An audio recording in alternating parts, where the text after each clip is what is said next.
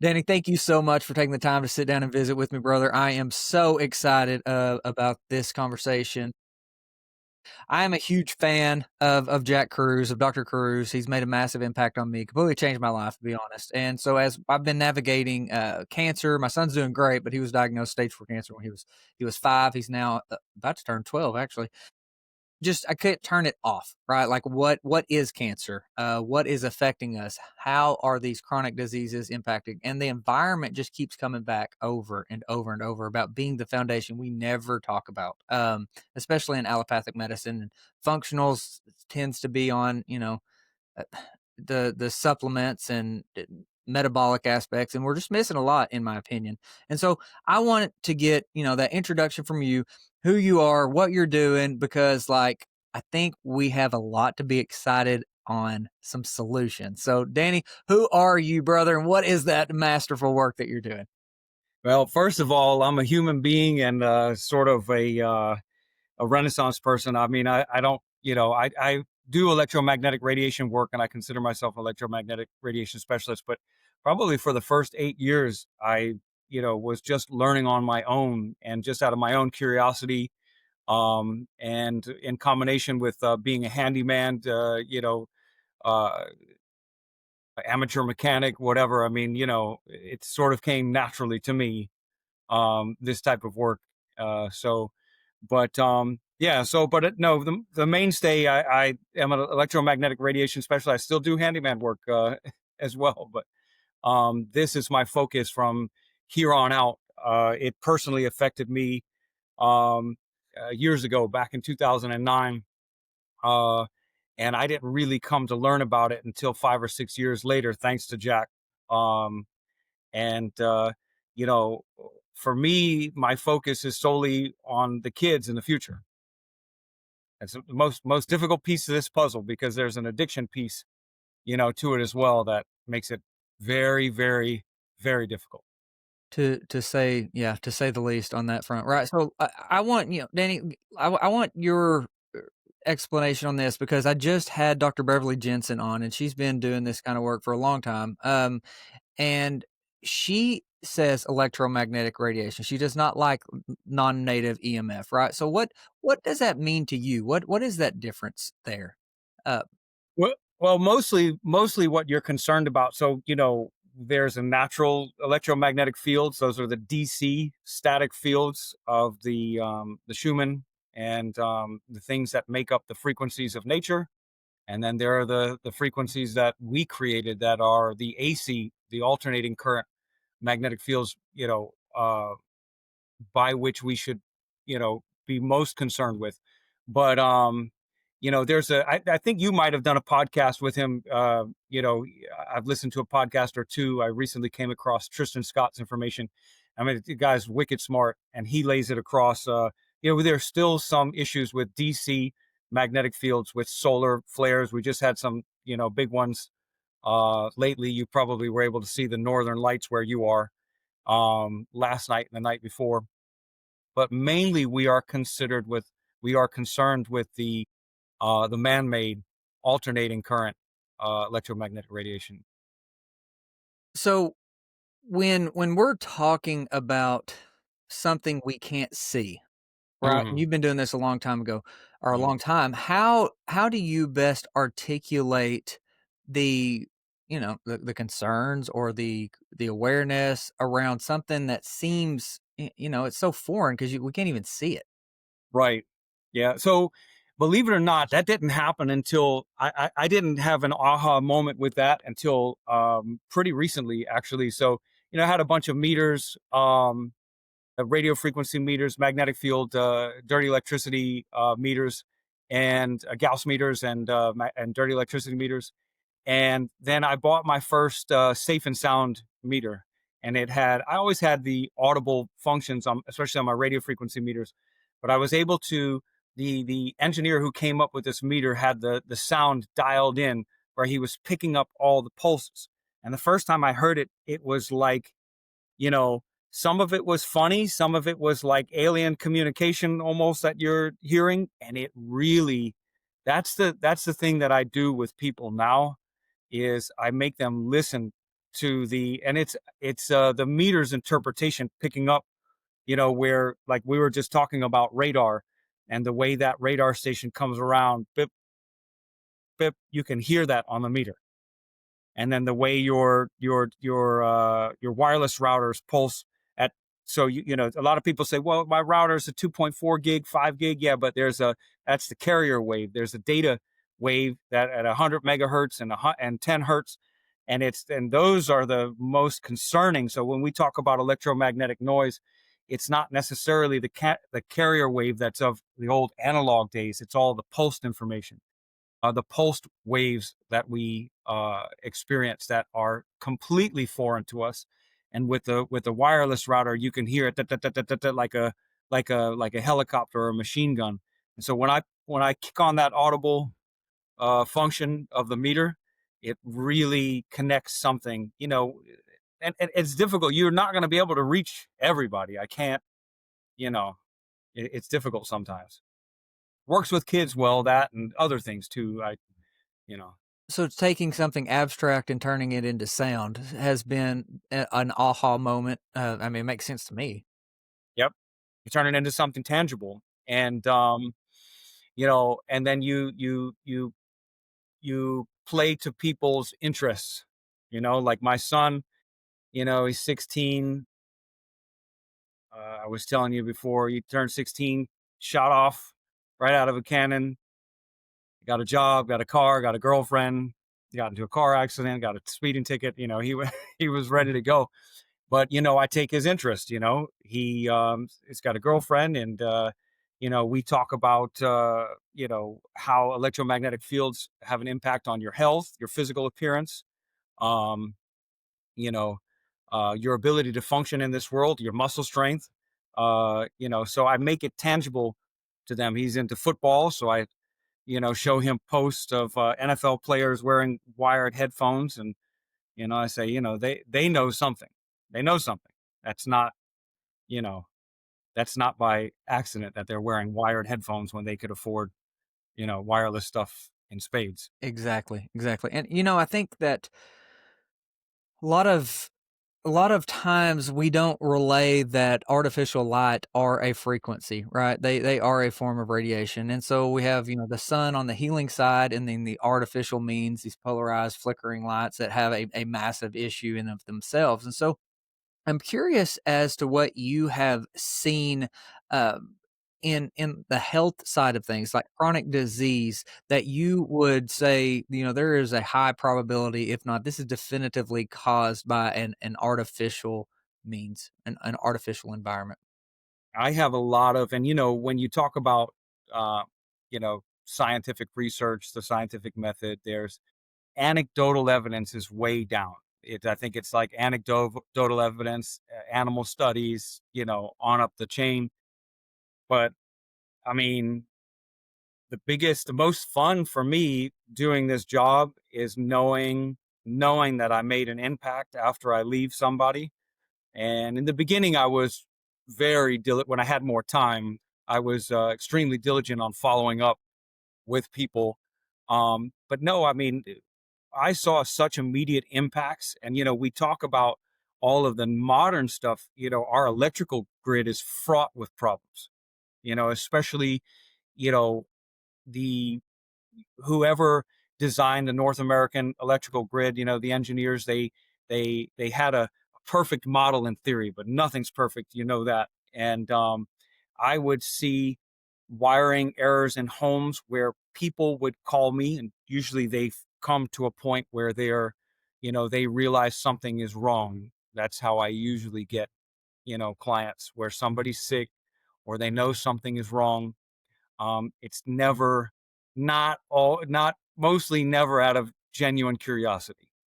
So, and I get a lot of sick kids that come through, that present with sleep issues, like sleepwalking, or waking in the middle of the night, night terrors, bedwetting. And unequivocally, when I do the thorough job that I do, and have, an electrician follow behind me and fix all of the issues in their electrical system, on top of doing all of the mitigation of the more modern things, I have had reversals like that, where the kid doesn't wet the bed anymore, doesn't have night terrors, and the effect is almost instant. I don't know exactly why. Probably somebody like Dr. Cruz could speak more to that, but um, the effect is instant, and so it's I don't have to be convinced of it. I see instant effects all the time, from the minor stuff to really big issues. Well, that's pretty telling. I think a lot of parents can relate to that, right?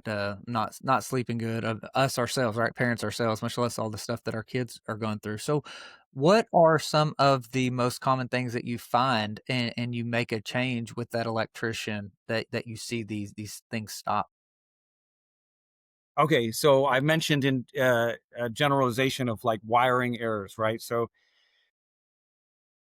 the most common wiring error you can have is ungrounded outlets. Everybody can check for, for ground issues in their home with a little $5 or $10, outlet tester. And and it's all coded for you right there. You know, I actually, a couple weeks ago, I had a job at a chiropractor's office and then at his home. And I had his little 6-year old, go through and test the light. So anybody can do it to check.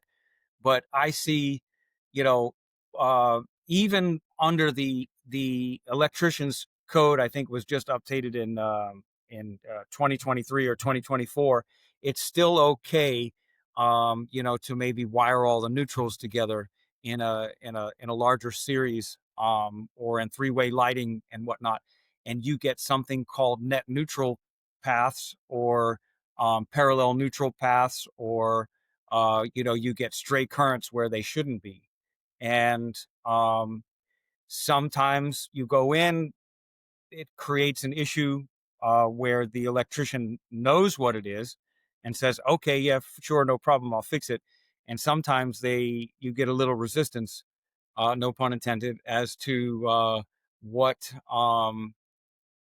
as to if this is a legit issue or not, but they still, go ahead and do the work and change it. I work with my own guy, and so he already knows me. He's a master electrician and curious by nature, so he doesn't question me. But not everybody works with this guy, because he's Sure, a little more expensive. sure. Well, Danny, what this is where it's kind of it's a little concerning. The area of specialty that you're doing is not something we have access to a lot of people, right? And so Right. you're in Florida, I'm in Arkansas. It would be a big project to get you up here and do a bunch of jobs and things like that. So, like, what are some things that we're able to do, ourselves, right? Are there things, because I become more concerned as I understand this with things like grounding sheets, like going into an Right. outlet, right? Like that concerns me, but that's being sold as a solution. I've actually gotten kind of like the metal screen mesh, and I've put it around my headboard at where I stay in Little Rock to knock out, because I know that there's a massive difference in meters, right? And I want you to go into that a little bit too. But when you put the meter up to an outlet, it lights up. You put this mesh in front of it and it knocks it out, right? So, like, this is it's an inexpensive way. It doesn't look good, right? Like, I have this wire mesh around the wall, but I know that it's doing something. So can you explain maybe why that's a bad idea that I'm doing that? Go into the grounding sheet a little bit, and just Okay. maybe some other things within monitors if we want to try to understand this and check things out in our own. So just for clarification, are you putting that wire mesh up for radio frequencies or knock down stray electric voltage, stray electric fields? Did you? It's the electric fields that on my meter seem to be what's not getting knocked down. The stray Oh, electric. I see. Okay. All right. So yeah, it depends on what your goal was to do that. But yeah, you can cause problems. You can cause issues doing that if, like, say, for instance, you're using something to block radio frequencies, right? And then a conductive surface will, you'll have stray voltage from the electrical system riding that conductive surface and make you, put you nearer to those electric fields. It's not always as simple. I had the idea once upon a time. I wanted to be able to do some remote work and be able to walk people through. I've done some of it, not really to my satisfaction, because then you're also, you know, in order to do a thorough job, you're talking about, uh, thousands and thousands of dollars worth of metering equipment to, um, you know, to get all the frequency broadbands like in radio frequency, or to measure both floating and grounded electric fields. So it becomes complex. You know, you you you can there's a lot that you can do, but I would probably start off with getting a meter, getting a radio frequency meter, and measuring that and trying to clean up your environment. Like there's a lot of people who think, well, if I turn the router off and I hardwire everything, I'm good. But then you'll have to hardwire that system, the Ethernet system, ground your router, or make sure it's a three-pronged, router plug. And, you can misstep, and then you forget to turn off. It's a bidirectional, communication system. And then you forget to turn off the radio frequency coming from your laptop, and so with a meter, you can unequivocally measure. Or there's a reboot, and somehow your router's Wi-Fi, kicks back on again, and you don't know it, you know. Um, I don't know. It's difficult, because like I said in the beginning, I did a lot of self-taught work. And then when I went to the Building Biology Institute and, sat with actual electronic engineers and electrical engineers, and, learned what they had, it's way more complex than I even imagined it, even with, 6 years of measuring under my belt. Um, you mentioned the grounding sheets. The grounding sheets can be a double-edged sword. I've heard debates back and forth, um, make sure you're as long as your ground is clean. Well, how do you check that? You know what I mean? Like, can you get an ammeter and clamp onto your ground? Do you feel safe enough to do that inside your incoming, and on the other side of your electrical panel, to make sure there's no ground voltage? I can bet there's ground voltage. There's voltage on your ground, stray voltage on your ground. And then some people will say, well, just ground outside. Do you know what you're grounding into? There's ground currents, in most neighborhoods, especially even in some rural places I've measured.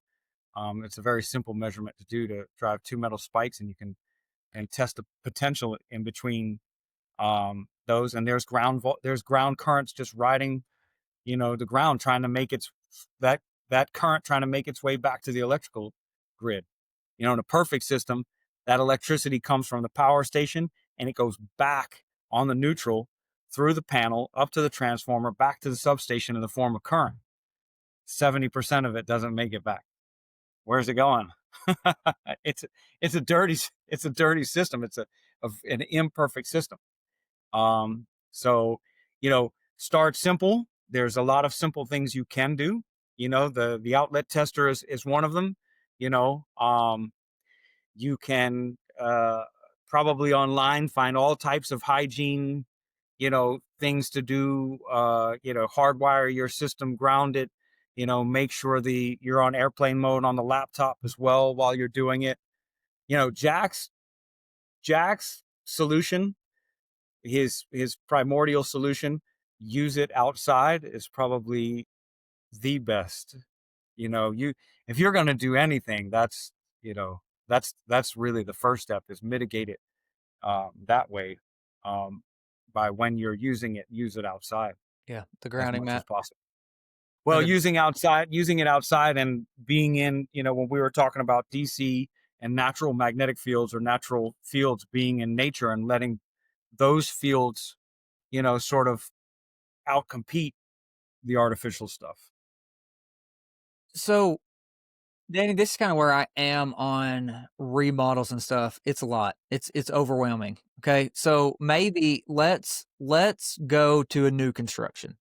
Right. Hmm. What building materials make the most sense? How we run electricity would you recommend? Just kind of start on, because every single house is going to be different, and trying to go through a remodel, I can that just seems like a complete can of worms that that you go into every single time. But maybe if we have a cleaner slate going from, hey, this is going to be a new construction, what are some of the big things that we can pay attention to? We can see why the remodel is going to be off based on that line of thinking. Okay. Okay. So let's first start off by saying too, being in construction, um, I know that there's no perfect material, there's no perfect design in modern homes. They all have their, um, their weak points and their strengths.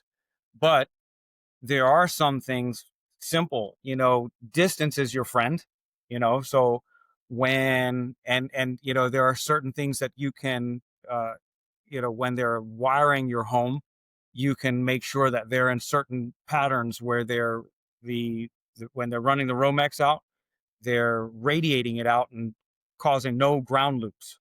So no loops that create their own magnetic field issue. It's a more complicated topic, but um and then distance is your friend. Like you obviously you've seen the innards of a home, like behind the drywall, Absolutely. and you know how the Romex runs. Well, that's what a lot of people don't realize, is that they could be sleeping against a wall, and not only is the Romex running through their wall for their bedroom, but is running through their wall for the adjacent room. And so a lot of people, even who shut off the breaker, and they're like, why? I'm still sleeping terribly. Well, you still got somebody else's, you know, another room's Romex running through. So creating distance and not having any wiring or outlets on the back part of your wall, the wall behind your headboard. And that's not permissible, only with a special permit to be able to do it. Through code, you have to have a certain amount of outlets um, you know, per foot or per distance on a wall. And so creating that creating that design where the Romex is as far away from you as possible, or far away from your sleeping area as possible, is probably where I would start. You can use, MCAD, or uh, 3 or 4 conductor wiring in like 12-3 Romex instead of 12-2. Um, to wire when you're wiring the bigger mechanicals. You can be cognizant of keeping those things away. Or say, for instance, you've got a 10 gauge wire. So, right, run into your stove, like all electrical stove, hot water heater. Instead of spreading that stuff out, run them down a chase, and then spread them out to where they need to be. So that chase limits the space they're at. And then you can run stuff together to sort of cancel out fields as well. There's a lot of things you can do. As far as building material concerned, there's not a perfect solution. A lot of people like to put metal roofs. That can cause a problem.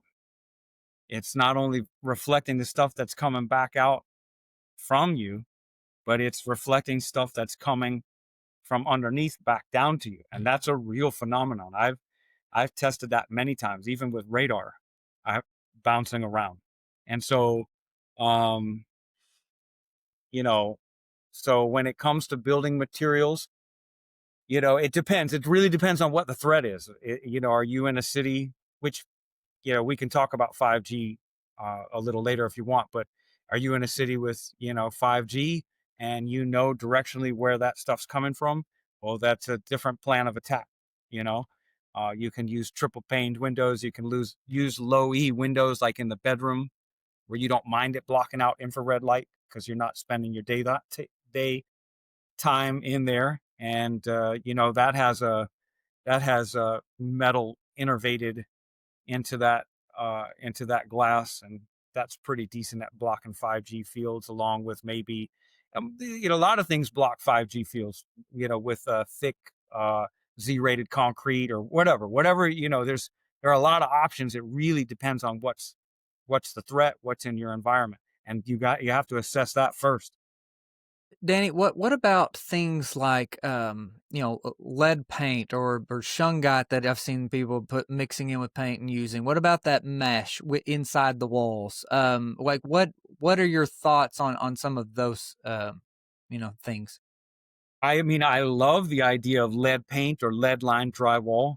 You know, it's definitely, you want to get somebody who knows what they're doing when you start messing with that, and you know, to be able to protect yourself. I think the Y shield paint might be infused with graphite. And it's a whole process, on doing that as well. It's very detailed, very complicated.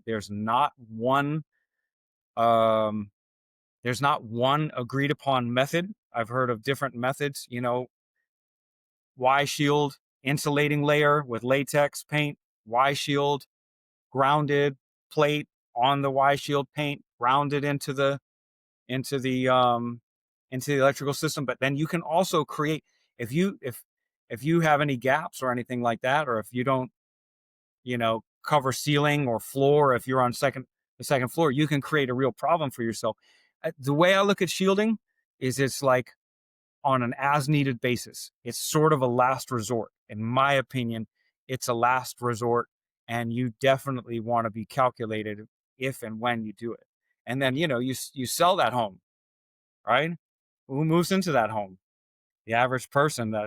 You're creating a problem for them. So there's a lot of issues, Yeah. you know, there's a, it's, I'll tell you, Logan, it's really complex. You know, I've been in a room, like a seminar with electrical engineers debating, and other people, trying to teach us stuff and debating over how to use, what to use, when to use certain things, and even electrical theory. You did an interview with Tristan.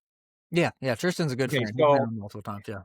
he's super smart guy, right? I recently found out about him. I'd heard of his name before. I didn't know he, was in this space, and he's got a master's, I believe, in electrical engineering, and he even hedges what he says when he speaks.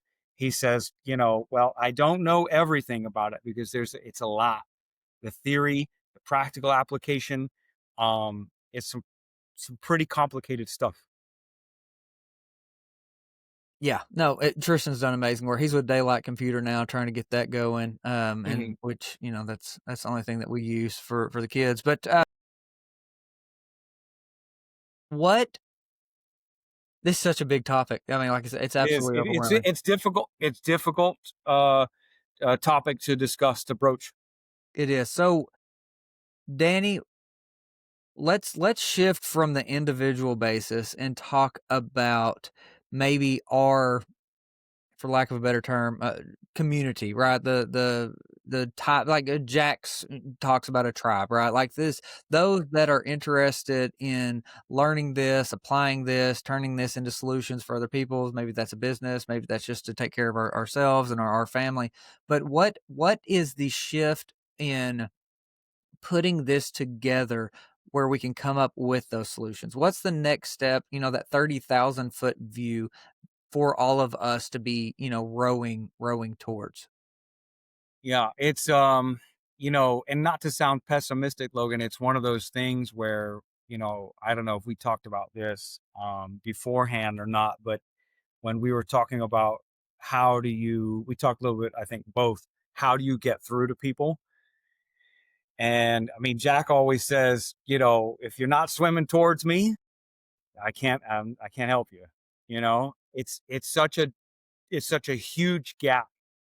You know, when I said to you that so now I used to bury power lines. So I did contract works where I buried distribution, worked with overhead guys, um, worked with the guys that push wires to transformers, and I didn't know half the stuff. And I've done other things as well, and I didn't know half the stuff about this. And I was curious, because I suffered, you know, a health, a health concern. and it was something I connected, and then, you know, and then Jack connected it even further for me. Actually, Jack was the one who gave me the aha moment. I didn't really understand that my health issues were due to electromagnetic fields, or mainly due to or caused by that. But it's a difficult, it's some people, if you're going to do it in a tribal fashion, people have got to be swimming towards you. They've got to be like-minded. I mean, it sounds exclusionary, but if you spent your time, if you spun your wheels trying to convince people, I mean, I have close friends that, they know what I do. They know the painstaking degree that I go to learn about this stuff from people who know the money I've spent, and still it's unreachable for them. So, you know, and then look where so are you on acreage? Not where the market is. No. Okay, so, I mean, you can have people say, I'm going to go into some place remote and still be, you know, pigeonholed or pinched in between, two radar stations from a military base and an airport. And so it's a difficult thing to do. You're not going to convince people that don't want to be convinced, and you're not going to there's no way you're going to be able to convince the power company, and fight the power company. And so it's like, you got to find like-minded people, and find an area, like Jack, he moved down to some So, part in El yeah. Salvador. um I've been to places in Costa Rica, been to places that Jack suggested in Mexico with stronger magnetic fields, and it sort of made the man-made electromagnetic fields less of an issue. You remember, we're talking about with the natural fields sort of out competing, or at least that's the simplistic way I look at it. But you know, and I think in El Salvador they still operate on 3G.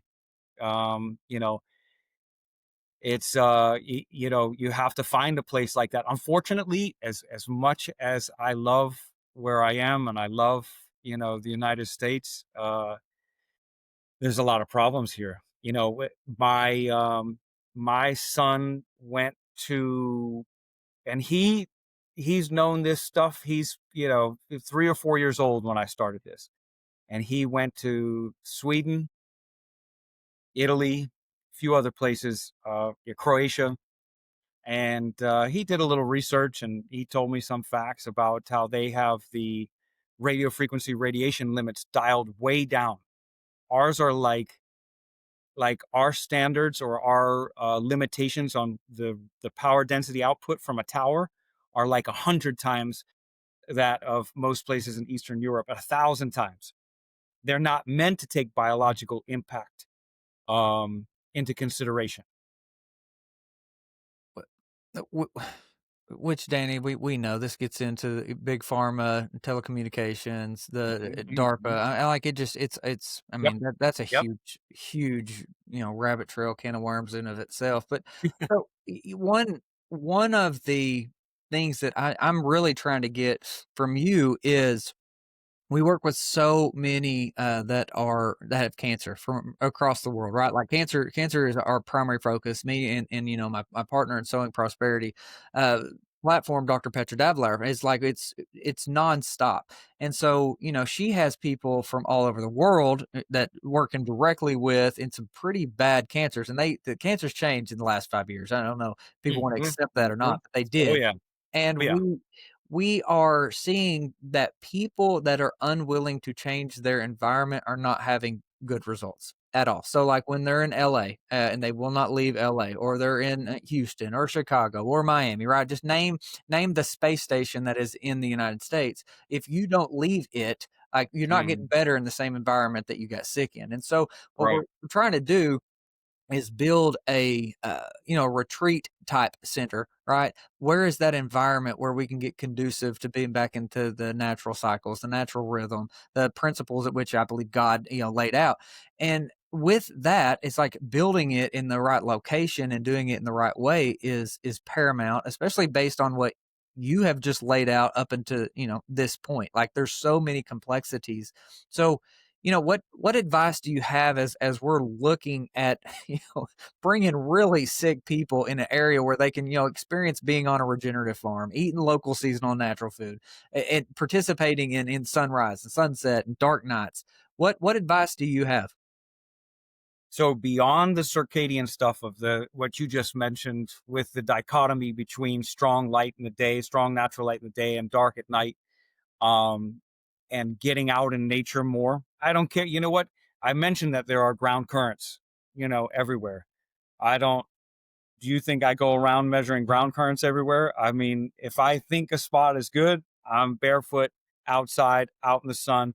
I think it's Logan, though, it's the degree to which, you know, you know, you seem like a a very intelligent guy. And when Jack was talking about like heteroplasmy rates, and you can be born with mitochondria on certain atomic lattices of the body that are well beyond in years, could be born with I don't know, like an 80-year-old liver or an 80-year-old certain prefrontal cortex. You know, it's the degree to which you need a better environment. Sometimes people don't really grasp that, and they think if I can just do a little something, if I can just do, one or two things, that I'm going to get better. And, in my own personal experience, it wasn't like that.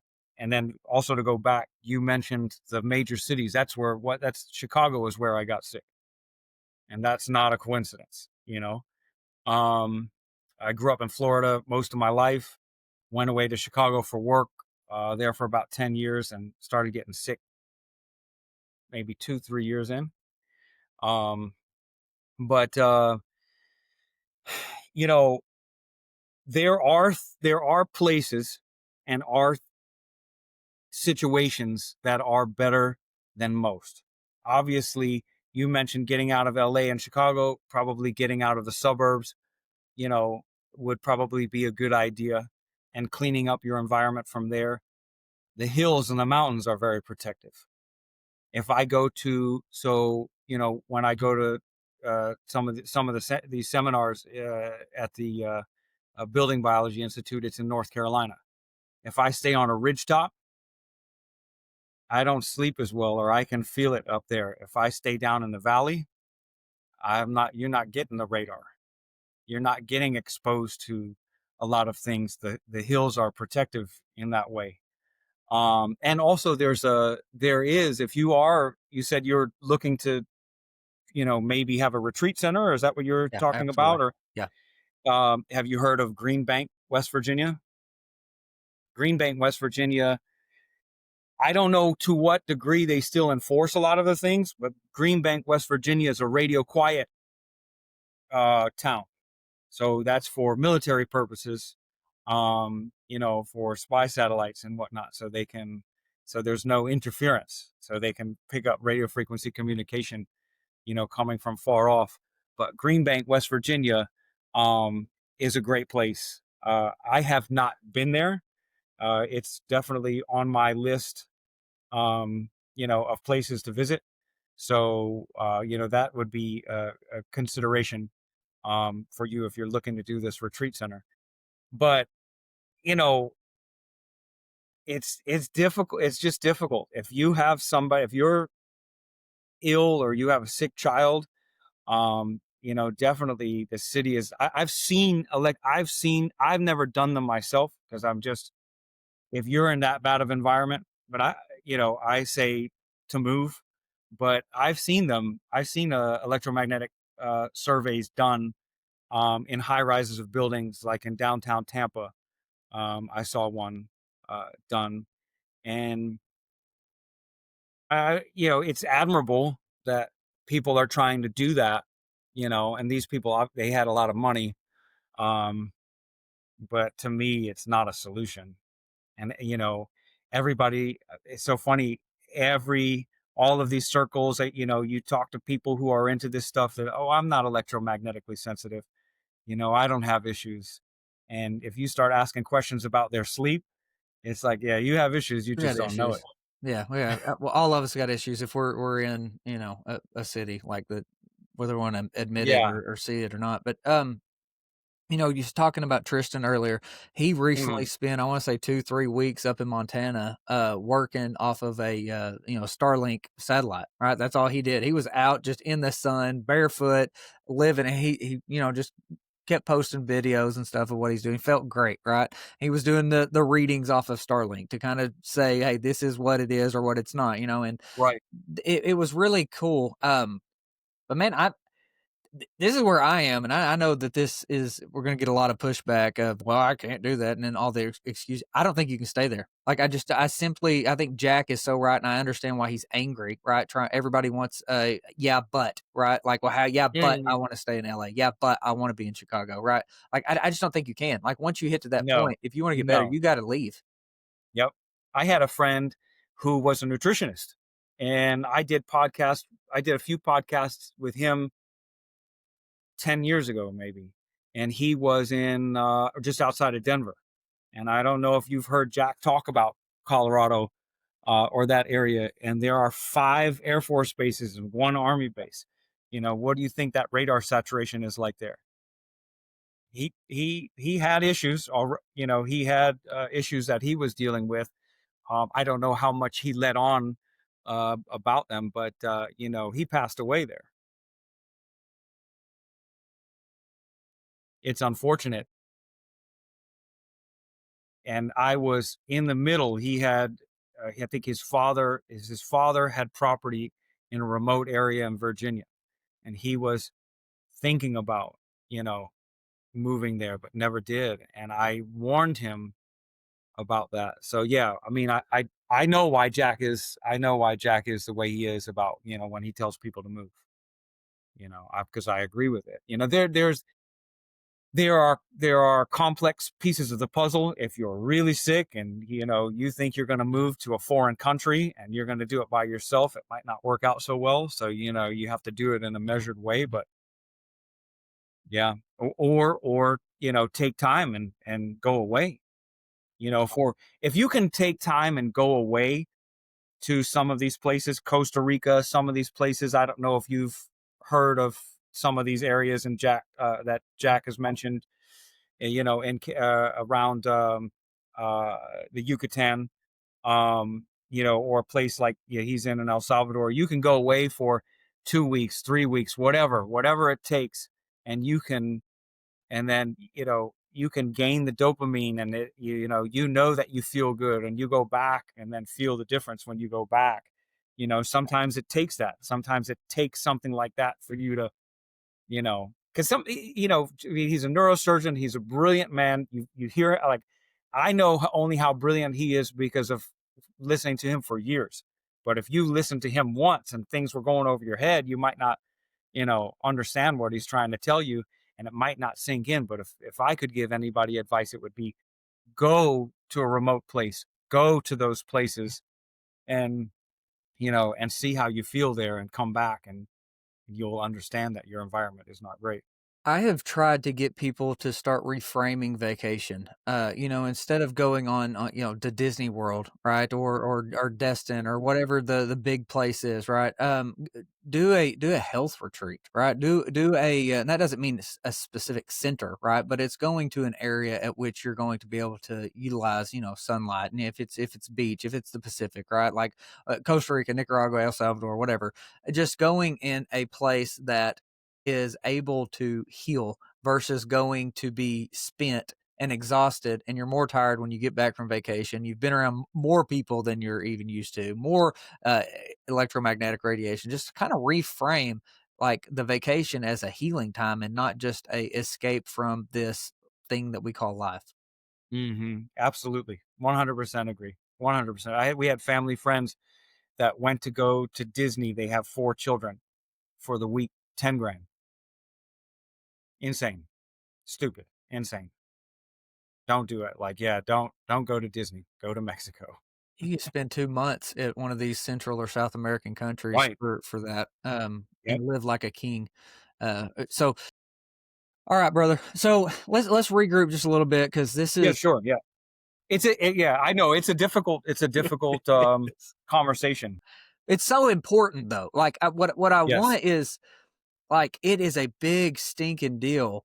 It is just absolutely overwhelming. It is abstract. It's not something that we correlate because we're told when we go to the doctor, oh, it's genetics, or oh, it's because you need some sort of pharmaceutical. And it's like, oh, change your diet, exercise, and eat better. Like, what the hell does that even mean, right? Y'all are talking about low fat and processed Hmm. garbage or dirty keto. Like, none of it makes sense, right? Hmm. And we start having this foundation, and this foundation, in my opinion, is, the cause of most of what we see, but it is very challenging to grasp. But I think that the way I've done it is like our great grandparents didn't have the same diseases at the same rates that we do. Right. Right.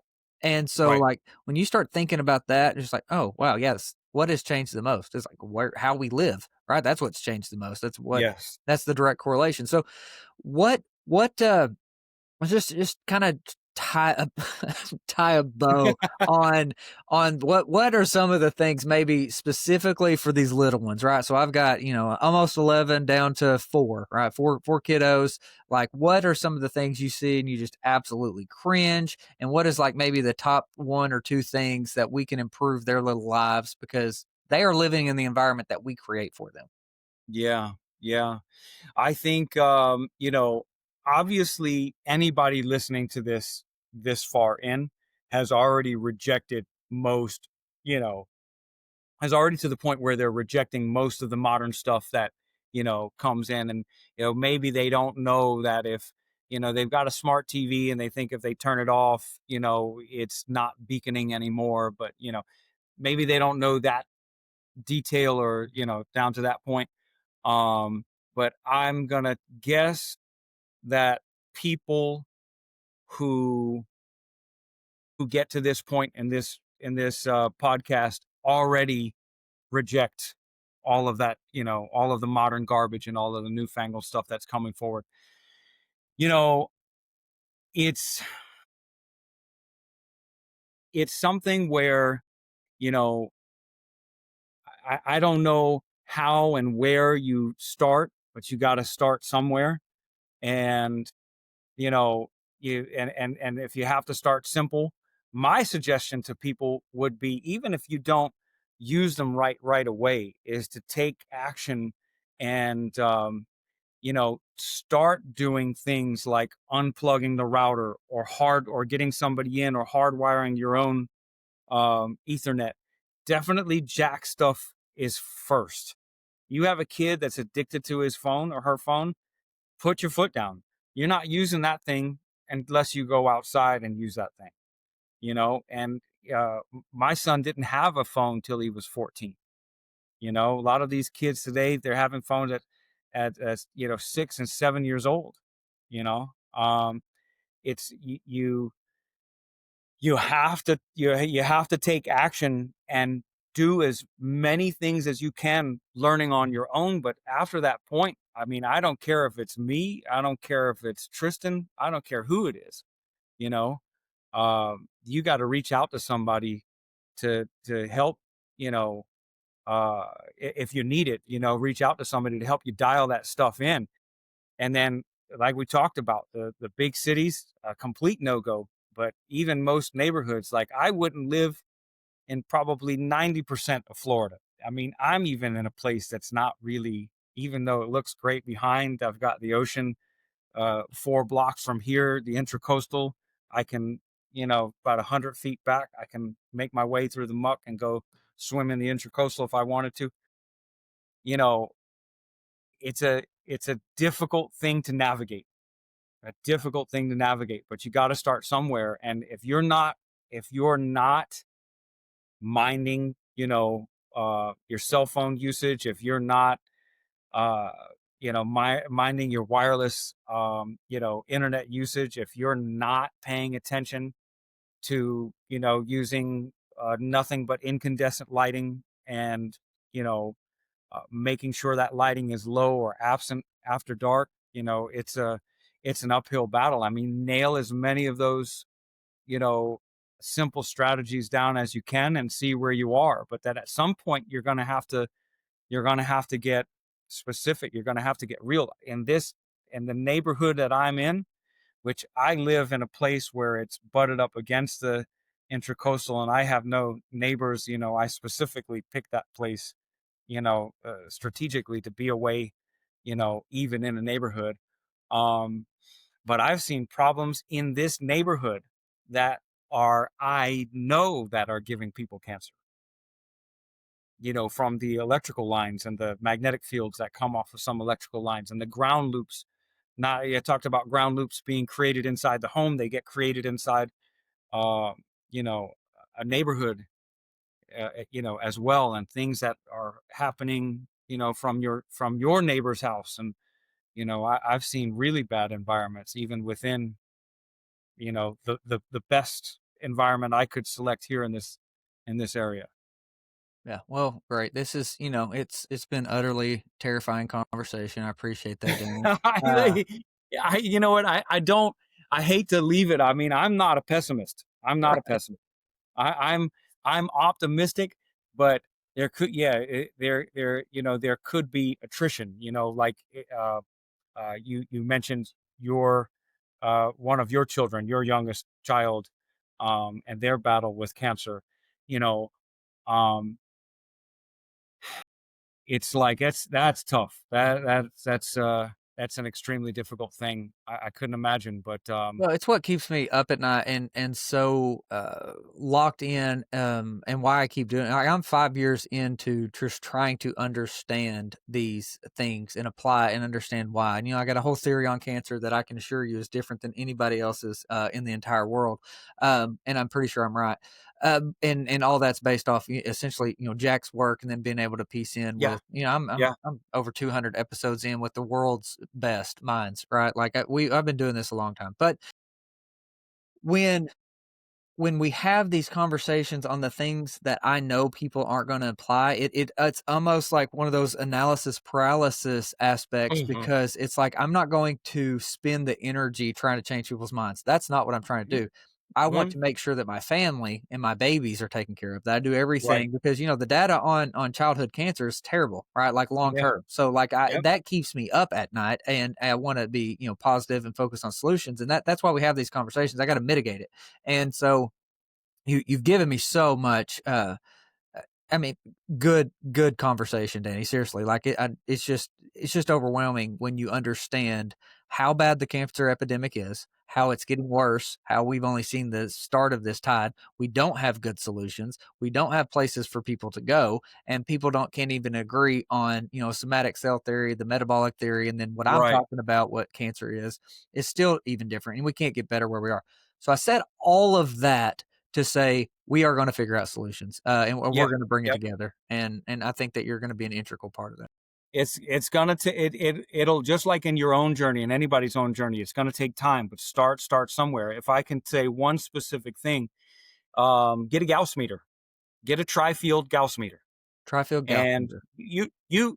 you can pick up on a lot of spots in your home, and your home's going to be probably the biggest polluter for like 95% of people, where you have wireless radiation coming from your smart TV. You'll be surprised with some smart appliances, but get a Gauss meter, a Trifield Gauss meter. um there are better ways, better meters that to detect magnetic fields, but this one's the cheapest and the most reliable for the price. $190, I believe, on Amazon. Trifield meter, and start playing around with that. It'll give you like X-ray vision. You know what I mean? I've had cases where I've had kids sleeping up against a wall in their bedroom, and on the other side of the bedroom is the fridge motor, and it's kicking on. That compressor's kicking on all night long, throwing off stray magnetic fields. And think about that. Think about what's on the other side of your wall. Think about what's on the other side of your home. Think about what's like you can't see.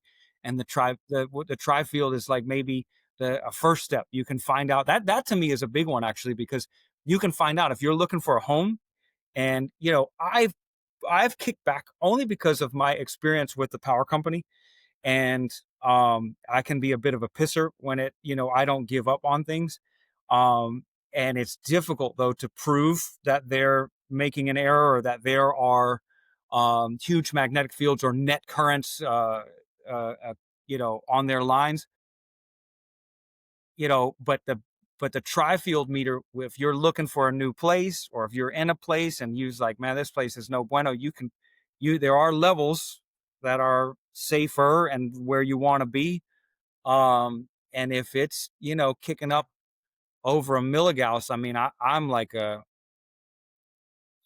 of the opinion that you want to be as low as possible. I don't really think there's a low enough level. That's the way I operate. But if you want to get a Gauss meter, and if it's throwing up over 1 milligauss inside your home, and you can't dial it in, as it's some wiring error inside your house, and it's coming from outside from the distribution lines, you don't move there. Or if you live there already, then you better figure it out or move. But the Trifield is a great place for people to start. Um, and it's a mountain after that, but it's a good start. Beyond checking like the radio frequency stuff, the wireless stuff, that can help you pinpoint stuff. And oh shoot, I didn't realize this was kicking off something, and, Yeah. and be able to do something about I'll order one as soon as we get off here. it. Where Good, good. are you working? Just at where you are? Are you traveling? If somebody wants to, contact you or work with you, where do they go? Give us kind of all that. I have traveled throughout, so they can reach me on Facebook. I got an Instagram account, but at a Modern Life Ancient Path, and I've been all over Florida, minus the Keys and Miami. Like I said, I'm not, I don't go into cities and do this stuff. I don't believe in it. I don't believe in charging people or making people pay money for half solutions like that. I can't. That won't sit well with me. I tell them what I want to, what I feel like I can tell them, and maybe point them in a direction for somebody else. But I've traveled probably through the lower part of Georgia, all throughout North Florida, minus the Panhandle. Florida's a huge state. um, Northern Central Florida. But I can also, and I've done it, and I would like to get back into doing it, is to help people dial this in on their own. Because sometimes, I mean, some of the, and not to say that they're not worth it. I would pay Tristan probably to do a, a mitigation of my home, to double check, some of the things I've done. But not to say that it's not worth it, but you can spend a lot of money calling an electromagnetic radiation specialist, and they're just checking your home, not your office, not your car, not, unless you pay. And so I am of the opinion that I would like to help people, just as I've been helped, walk them through certain things, and it's not a foolproof solution, but, if you are remote and you're looking to start that way, I can help them out. I can help them Fantastic. out in that fashion too. Fantastic. All right, brother. Thank you so much for the time and the work you're doing. No problem. Thank you, Logan. Thank you.